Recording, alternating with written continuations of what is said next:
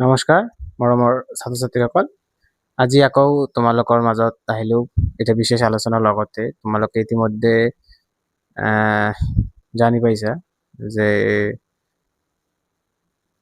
আমাৰ অসমৰ যি আসাম বোৰ্ড আছে, Assam state school education board, সেই বোৰ্ডে ইতিমধ্যে এটা নোটিছ জাৰি কৰিছে যে সমূহ ক্লাছ 10-ৰ যিসমূহ ছাত্ৰ ছাত্ৰী আছে সেই সমূহ ছাত্ৰ ছাত্ৰীৰ কাৰণে এখন বেংক একাউণ্ট খুলিব লাগে ইতিমধ্যে।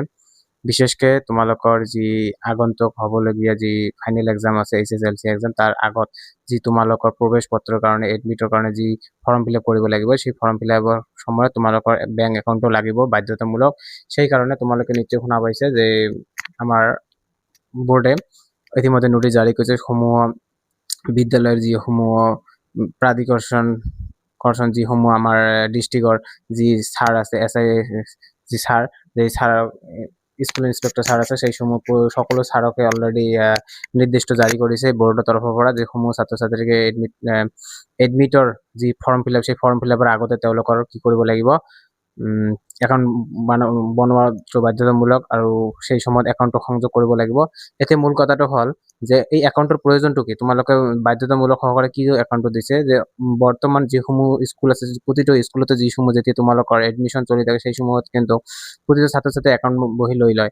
আৰু এইবুলি ভাৰত চৰকাৰৰ অধীনত যি আমাৰ অসম চৰকাৰ আছে, অসম চৰকাৰে অলৰেডি যোৱা বছৰ এটা বৃত্তিমূলক সহায়ৰ ব্যৱস্থা আগবঢ়াইছিল। সেইটো হ'ল যে যিসমূহ ছাত্ৰ ছাত্ৰী এটি ক্লাছ 10-ৰ এক্সাম দি থাকিব, সেই সময় ছাত্ৰ ছাত্ৰী কি কৰিব, এটা তেওঁলোকৰ পৰীক্ষাৰ কাৰণে প্ৰস্তুতি লোৱাৰ কাৰণে এটা বিনামূলীয়া এটা কিছু এটা সাহায্যৰ ব্যৱস্থা কৰিব। যি সাহায্যটো হ'ল কি, তেওঁলোকে এটা টকা অসম চৰকাৰে দিব। যেনেকুৱা যোৱা বছৰ 300 টকাকৈ এজন কৰি ষ্টুডেণ্টে পাই আছে। সেইটো কিহৰ কাৰণে আছে, সেইটো তেওঁলোকৰ কিতাপ পত্ৰ কিনাৰ কাৰণে, তেওঁলোকে যদি টিউশ্যন কৰি আছে সেই টিউশ্যনৰ ফিজ দিয়াৰ কাৰণে 300 টকাকৈ যি একাউণ্টটো তেওঁলোকে লয় সেই একাউণ্টত দিব।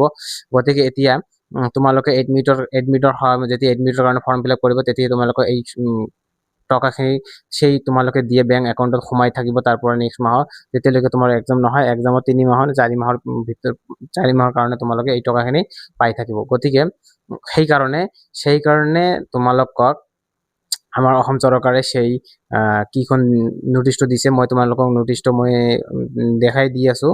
গতিকে এই নোটিছটো দি দিছে আৰু মই আশা কৰিছোঁ মোৰ ভিডিঅ'ৰ লগতে সকলো ছাত্ৰ ছাত্ৰীয়ে বুজি পাইছে কথাখিনি, যে তোমালোকৰ এতিয়া কি বনাব লাগে, বেংক একাউণ্ট। যিসমূহ ছাত্ৰ ছাত্ৰীৰ বেংক একাউণ্ট নাই সেই সমূহ ছাত্ৰ ছাত্ৰী ইতিমধ্যে ৰেডি কৰক বেংক একাউণ্টৰ কাৰণে। বেংক একাউণ্টটো খুলি লওক।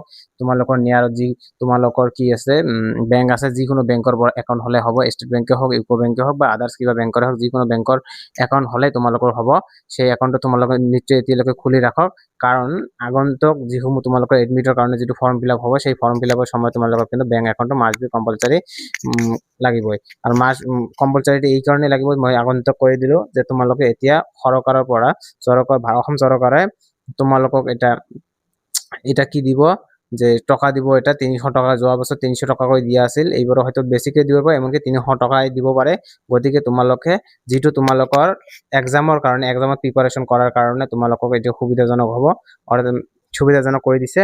আৰু মই আশা কৰিছোঁ তোমালোকে মোৰ ভিডিঅ'ৰ জৰিয়তে কথাখিনি ভালকৈ বুজি পাইছা, যে এইবেলি বেংক একাউণ্টটো খুলি দিয়াৰ কাৰণটো কি, যে প্ৰতিজন ছাত্ৰ ছাত্ৰী কিন্তু বাধ্যতামূলক খুলিব লাগিব। গতিকে মই আশা কৰিছোঁ সকলো ছাত্ৰ ছাত্ৰী বেংক একাউণ্টটো ইতিমধ্যে খুলি লওক, যাতে তোমালোকৰ ক্ষেত্ৰত কোনো ধৰণৰ প্ৰব্লেম নহয়। আৰু তোমালোকে যি চৰকাৰে দিবলৈ আহি থকা যিখিনি টকা আছে, সেই টকাখিনি তোমালোকৰ ডাইৰেক্ট বেংক একাউণ্টত সোমাই যায় বুলি মই আশা কৰিছোঁ। গতিকে সকলোকে মই ধন্যবাদ জনাইছোঁ আৰু সকলোকে মই কথাখিনি ভালকৈ বুজি পাইছে বুলি আশা কৰিছোঁ। আৰু লগতে যিসমূহ ছাত্ৰ ছাত্ৰী বা যিসমূহ এতিয়ালৈকে মোৰ চেনেলটো ছাবস্ক্ৰাইব কৰা নাই, সেই সমূহকে মই ছাবস্ক্ৰাইব কৰি ৰাখিবলৈ বিচাৰিছোঁ। মই আগন্তুক যিসমূহ ভিডিঅ' আছে তোমালোকক প্ৰয়োজনীয় মই বুলি ভাবিছোঁ, বা চৰকাৰে যিকোনো আপডেট জনালে মই নিশ্চয় তোমালোকৰ সেই ভিডিঅ'টো তোমালোকৰ মাজলৈ লৈ আহিম। তোমালোকে সেইটো উপকৃত হ'ব বুলি মই আশা কৰিছোঁ। গতিকে লাইক কমেণ্ট ছাবস্ক্ৰাইব কৰিব নাপাহৰিব। আৰু যদি কিবা আৰু নতুন কিবা ইনফৰমেশ্যন লাগে তেনেহ'লে মোৰ কমেণ্ট বক্সত কমেণ্ট কৰি জনাব, মই নিশ্চয় তোমালোকক সেই সম্বন্ধে পৰামৰ্শ দিয়াৰ কাৰণে মই চেষ্টা কৰিম। ধন্যবাদ সকলোকে, ধন্যবাদ।